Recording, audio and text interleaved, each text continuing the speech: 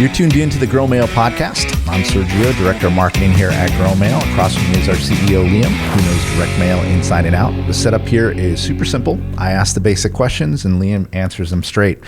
No buzzwords, no promises, no sales pitch. This is just a discussion on how direct mail actually works, what it costs, and what your customers do when it lands. So let's get into it today. I want to talk a little bit about new mover marketing. That seems to be something that when I go to the mailbox, I see a lot of, not recently because I've been in my house for a few years, but I do recall when I moved, mailbox was stuffed full. Talk a little bit about new mover marketing and what that actually entails. Well, when you take a look at new movers, it's a very interesting audience because they spend about 5 times more on household goods than the average consumer. When you're setting up in a new neighborhood, there's a lot of expenses that you have to get set up in that new ecosystem. You have to find a new doctor. You have to furnish your home. There's likely not a pre-existing relationship with home contractors, whether it's a plumber, an HVAC company. You don't have your guys, and it's a very interesting time where you can establish loyalty with a consumer who's new to the neighborhood. I know that's how I found a lot of the people that I go to is what I discovered as soon as I moved in. Who were the first ones to reach out to me? And let's talk a little bit about that. What is, that's the right term, what is the half-life for something like that? Like how quickly should someone target somebody when they first move in? Yeah, you should try to get in there the first week. Yeah. I mean, at the end of the day, having the freshest data is so important to engaging a consumer who is new. And establishing that relationship with them. Talk a little bit about the data. How fresh is fresh data? Like, what does that mean? So generally, new mover lists are populated by a few things. So first, it's change of address, the setup of new utilities, applying for and establishing a mortgage or something like that. Those are sort of the triggers, and then most data sets are updating those weekly. Mm-hmm. And one of the problems with new mover marketing is that if you were to go back 10 years ago, oftentimes you'd work with an expensive agency, and they would essentially pull a list once or twice a month and send that campaign. And by the time you actually reach the households, you know, the data is 2 months old, and you're also paying somebody to do a lot of legwork. You know, they're manually pulling the data, they're intersecting that with your creative, printing it, and mailing it. And what we did was kind of special. So we set it up so you could simply click on the neighborhoods that you're interested in targeting, set your budget, and then from that point, we tell you exactly what the projected number of new movers is in that area based off of historical data.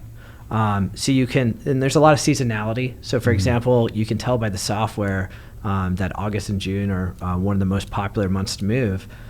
So you'll likely have a little bit higher volume in those months than you would in December. Yeah. And then what's great about the software is you set your creative, you set your targeted area, and then you put your budget in, and then we automatically reach the new movers as they move to the new neighborhoods that you target.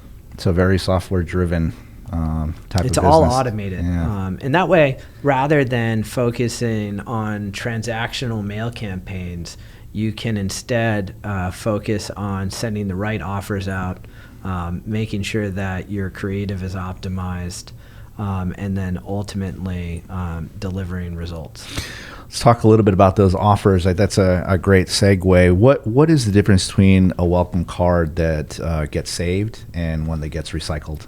Yeah, I think it's other than timeliness, you want to be the first provider that reaches out and welcomes a household to the community. Other than timeliness, I think it's about having a captivating new customer special. This is where you have to look at the marketing economics of your business and say, okay, over the lifetime value, how much is a new relationship worth to me? And come up with a good offer that gets that consumer into your business or using your service for the first time. And that way you could show them how good you are and bring them back for more. I know the gym that I go to caught me on the new mover, and they've taken thousands of my dollars. So. Yeah, I mean, we're filming this in Manhattan Beach. I moved here 12 years ago, and most of the local service providers that I use were established a decade ago. Yeah. I found them all in the first couple months of moving here. Everything from my dentist to where I get my haircut. When it comes to those types of offers that these businesses are sending out, is there anything that you can bring knowledge-wise on? Should it be a discount? Should it be something else? What kind of offers drive the that connection? I think it's something with a ton of value, and that's relevant to somebody moving to a new neighborhood. So if you're a dentist, going for a premium service like Invisalign is probably not what you're looking for. You're looking for something with like a higher purchase frequency, like a teeth cleaning, that will be at an interesting entry price, and then getting them back to more. Another one, for example, would be for like HVAC, doing a free inspection. And starting that relationship. Even if you don't necessarily have something that's billable on that trip, you're going to have your name on their fridge, and you're going to be you're going to be the person they call when they have something come up imminently in the next couple of years. Just a little bit of the story I have. Got the $29 HVAC service, a couple of years ago. I'm still using that same company to this day, and they come out every 6 months. They still charge me the $29, but you know what? When the part broke on the machine, they were there, and it was an $800 part.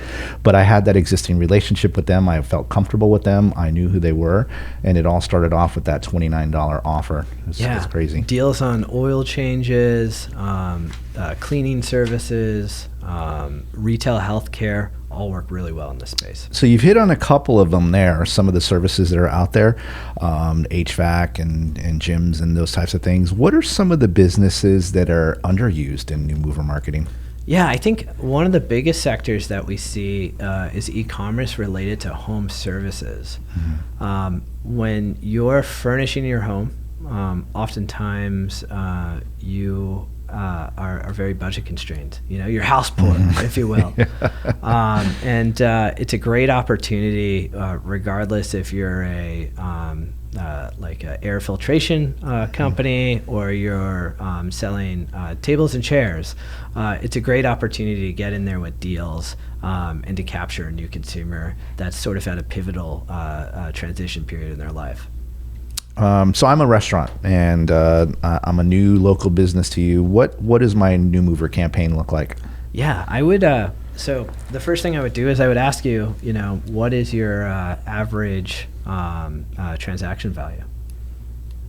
Interesting. What is your average transaction value? Let's say $150. What type of restaurant are you marketing? Let's say that's more than a pizza place. Yeah, let's say it's a nice sit-down Italian restaurant where I serve wine and I have some decent food. I'm not, not 5-star, but a little bit nicer. So a key to a good offer for a restaurant is something that gets somebody into the door and then ultimately has them spend more money at full price.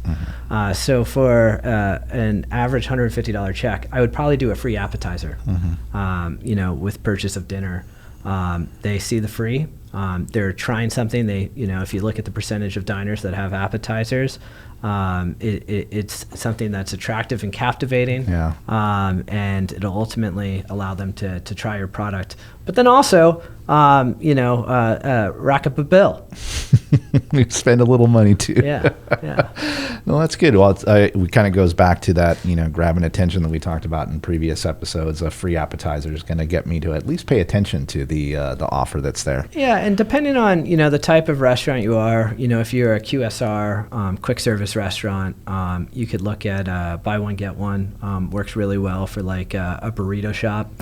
If you're serving a very affluent community, oftentimes you might have a policy of not discounting or something like that, but you can consider doing something like a free corkage. Allow that person to bring something from their collection and have the full experience of the restaurant. There's a lot of creative things you can do there. I was just going to say that's a pretty creative way of kind of getting around that no free thing. There's no cost of goods associated with that. You have no food costs associated with free corkage. But it's worth something. Yeah, and they'll probably have the cocktail after, so it works out well. They're going to stick around for a while, that's for sure. So if you ran a brand new local business, what's the first new mover campaign that you'd put together? What type of business am I? Let's say, let's go a little bit lower. Let's not talk about like high-end restaurants or whatever. Let's just say that I run a cleaning business or something like that, but I want to build that relationship with somebody long term. What kind of campaign would you put together? Yeah, you just want an introductory offer. I would send an offer that I was going to break even on, a special new client cleaning special, and if you take a look at that space in particular, you tend to work with the same person until either they move on to a different thing or retire. Yeah. I've worked with the same cleaner here for 12 years. Wow. 6 different houses, same cleaner. Wow. Sue, she's amazing. Shout out to Sue. and when Sue was getting started, she had like 5 clients, and now sometimes I have to fight to get her on her schedule. But it would be an introductory offer to get them with that first transaction, get them very comfortable with you, and set them up on a regular schedule thereafter. I think that would be a campaign that would work really well. Isn't that amazing? We see all the time as well. So. Isn't that amazing? A little free, something at the beginning really makes people feel special. And yeah, the $50 you save doesn't seem much after 10 years of weekly cleaning. So it sure doesn't. I'm sure Sue charges you well too. Yeah, she's worked out.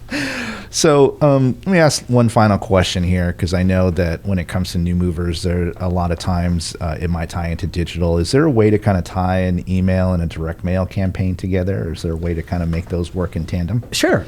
You can definitely do multi-touch. One of the services, if you procure a list using our Audience Builder tool, Audience Builder is a simple tool by GrowMail that allows you to target households based off of different attributes, whether it be the amount of credit card debt they have, to home equity or their interests or how many children they have. Yeah. You can append emails and do a cold outreach and things like that. So GrowMail does really become like that one place to go and kind of take care of it all for you. 100%. If you're trying to launch a business or acquire new customers, we can definitely empower you to do that. Well, new mover campaigns, I think just circling back to the beginning here, you have that small window of opportunity when the new person moves in to grab their attention. We talked a little bit about some of the things that you could do, but new mover campaigns, you can see, Sue is the great example here, years and years of loyalty. If you can catch them right at the beginning, new movers, super, super important. Liam, thank you very much. Appreciate it. This wraps today's episode. Everything we talked about today, you can find more information on our website, growmail.com. If there's a topic that you want us to talk about in the future, please send it our way via email, cs@growmail.com. I'm Sergio. That was Liam. And this has been the GrowMail Podcast. Send smarter, grow faster, everyone. Thanks for listening. Bye now.